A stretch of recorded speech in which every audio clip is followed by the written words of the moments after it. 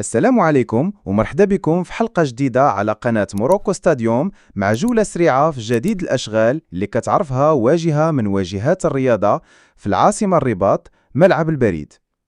اليوم كاين واحد المستجد اللي باين عليه بوضوح، وهو تركيب الهياكل الحديدية ديال السقف في الجهة الأخيرة اللي كانت هي الوحيدة اللي باقا ما تخدماتش. وفعلا اليوم بداو يخدموا فيها وتركب جزء من هاد الهياكل، وهذا الشيء كيعني ان المشروع دخل في مرحله متقدمه بزاف من التسقيف، وغادي ما تبقاش حتى جهه بلا سقف. من غير سقف الاشغال ديال الكراسي مازال دايره خدمتها في مدرجات الارضيه، وكل مره كيزيدوا كراسي واللون المختار كيعطي منظر زوين ومنظم، خصوصا كيفاش دايرين بطريقه متناسقه بزاف.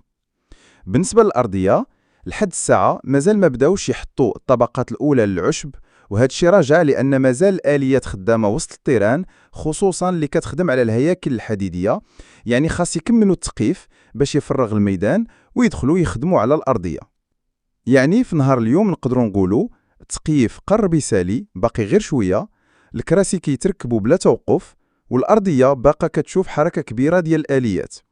كل هذه التطورات كتعطينا مؤشر إيجابي أن الأشغال ماشية بسرعة وبثبات، وأن الموعد مع الافتتاح الرسمي قريب وقريب بزاف. خليو لينا رأيكم في التعليق، واش كتشوفوا أن الملعب غادي يجهز في الوقت ولا باقي خاصو شوية؟ وما تنساوش تتابعونا على موروكو ستاديوم، حيث كل جديد على الملاعب كتلقاوه غير عندنا.